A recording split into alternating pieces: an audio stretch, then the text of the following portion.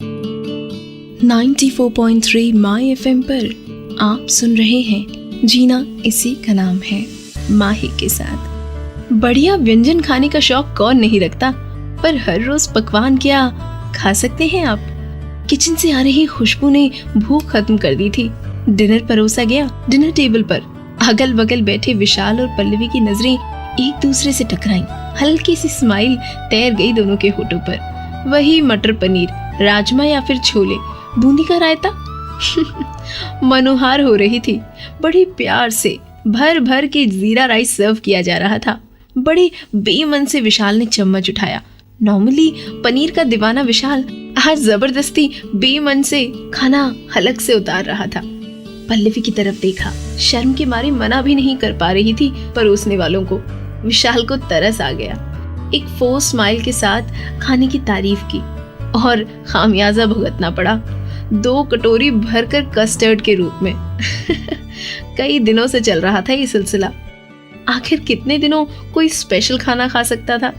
परेशान हो गया था विशाल और पल्लवी भी। बढ़िया खाना खा खा कर, लेकिन क्यों? बताती हूँ कुछ देर में। 94.3 माई एफएम पर जीना इसी का नाम है में आप हैं माही के साथ।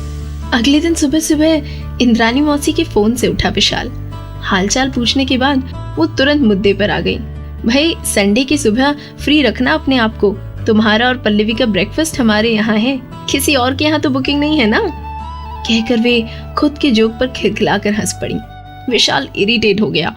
पिछले कुछ दिनों से थोड़ा चिड़ा चिड़ा सा रहता था। पिछली रात के डिनर के बाद अब एसिडिटी हो गई थी।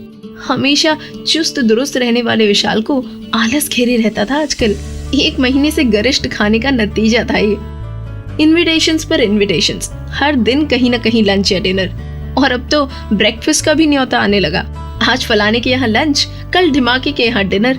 तैयार रहना। पल्लवी चाहती थी कि इस इंफॉर्मेशन के अलावा भी विशाल उससे बात करे ताकि दोनों को करीब आने का मौका मिले। लेकिन क्यों थी विशाल और पल्लवी के बीच ये दूरी? बताती हूँ इस गाने के बाद।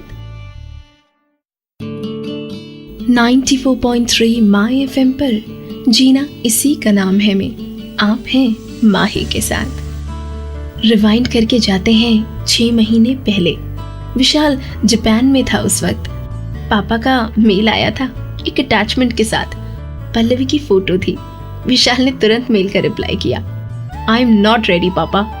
लव मैरिज में बिलीव करने वाले की अरेंज मैरिज? दोस्त मजाक उड़ाएंगे।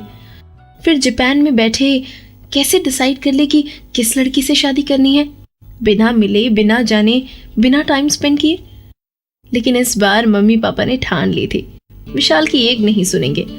लव उसे तो हो नहीं रहा और इस चक्कर में कितने अच्छे रिश्ते ठुकरा चुका था। 30 साल उम्र हो गई थी। अब तो सेटल हो ही जाना चाहिए। पल्लवी उनके दोस्त की बेटी थी। पढ़ी लिखी, मॉडर्न, करियर ओरिएंटेड होने के साथ सुंदर, सुसंस्कारी वगैरह वगैरह। विशाल के पेरेंट्स ने अपनी तरफ से रिश्ता पक्का कर दिया। बहुत प्रोटेस्ट किया विशाल ने, पर विशाल के पास ऑप्शन ही नहीं छोड़ा था मम्मी पापा ने। विशाल ने भी शर्त रख दी। कैसी शर्त? जानिए थोड़ी देर में। 94.3 माई एफएम पर आप हैं जीना इसी का नाम है में माही के साथ। विशाल ने शर्त रखी। पल्लवी उसके एक्सपेक्टेशंस पर खरी उतरनी चाहिए, तभी वो हाँ करेगा। बातचीत शुरू हुई विशाल और पल्लवी के बीच।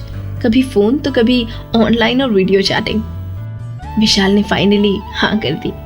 इंडिया वापस आने के बाद शादी की तैयारियों के बीच 1-2 मुलाकातें हुई।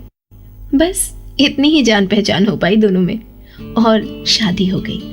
हनीमून 2 महीने बाद का प्लान किया था। एक दूसरे के साथ क्वालिटी टाइम बिताने का मौका ढूंढते रह गए दोनों।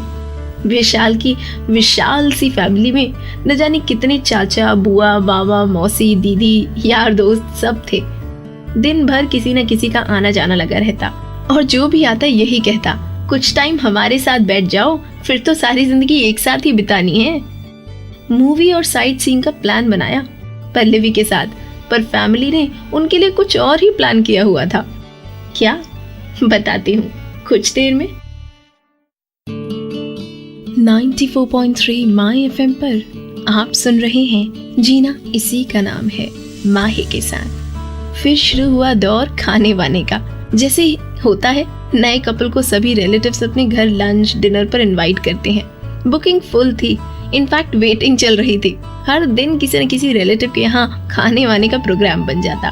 वही पनीर, राजमा, आलू गोभी। विशाल और पल्लवी टाइम पर रेडी होकर पहुंच जाते। नेचुरल सी बात है, विशाल से ज्यादा पल्लवी से मिलने बात करने की ज्यादा उत्सुकता थी सब में। कैसा लग रहा है शादी करके, एक दूसरे से प्यार से रहना, अच्छे से समझाने की कोशिश करना, पर समझाने के लिए वक्त भी तो बिताना पड़ता है साथ में, अकेले। और दोनों को उतना ही टाइम अकेले मिल पाता था जितना घर से रिलेटिव्स के यहाँ जाने में लगे कार में। और वो वक्त भी पल्लवी को रिलेटिव्स के बारे में बताने में निकल जाता था विशाल का। क्या रिलेशन है, किसके पैर छूने हैं। और घर लौटते वक्त दोनों इतना थक चुके होते कि ज्यादा बात करने की ताकत खत्म हो चुकी होती थी। रिलेटिव्स के यहाँ जाने के नाम से ही अब विशाल इरिटेट हो जाता था। पल्लवी के साथ टाइम नहीं बिता पा रहा था। लंचेस, ब्रंचेस, डिनर, इन सब से ऊब चुका था। इनसे बचने का क्या रास्ता निकालेगा विशाल, पता चलेगा इस गाने के बाद। 94.3 माई एफएम पर आप सुन रहे हैं जीना इसी का नाम है माही के साथ। सैटरडे को छोटे चाचा के यहाँ डिनर था। विशाल ऑफिस से आया, पल्लवी रेडी थी। हमेशा की तरह विशाल ने ऑफिस से फोन कर दिया था, पर आज बात कुछ अलग थी। आज विशाल की आवाज में हर दिन की तरह इरिटेशन नहीं, खुशी थी। पल्लवी भी सरप्राइज थी। पिछले 1 महीने में पहली बार वो डिनर पर जाने के लिए एक्साइटेड था। ठीक 7 बजे निकल जाएंगे चाचा के घर के लिए। 5 स्टार होटल में पूल साइड डिनर टेबल सजी थी विशाल और पल्लवी के लिए। कई दिनों बाद पहली बार रिलैक्स थे, एंजॉय कर रहे थे। डिनर नहीं, एक दूसरे के साथ। घर से कहकर निकले थे छोटे चाचा के यहाँ डिनर है, लेकिन विशाल के प्लान के मुताबिक रास्ते में पल्लवी की तबीयत खराब हो गई। चाचा के यहाँ डिनर कैंसिल करके दोनों पहुंच गए कैंडल लाइट डिनर के लिए। अब कोई रास्ता भी तो नहीं बचा था विशाल के पास। झटपट शादी हुई, कोर्टशिप पीरियड भी ना के बराबर। शादी के लंबे और टायरिंग प्रोसेस की थकान उतरी भी नहीं थी कि खाने वाने का सिलसिला शुरू हो गया। ऐसे में कहाँ टाइम मिल पाता है कपल्स को एक दूसरे के लिए। ये बात तो रिलेटिव्स को समझनी ही पड़ेगी, नहीं तो उनके ब्रेकफास्ट, लंच और डिनर प्लान्स कैंसिल होते रहेंगे।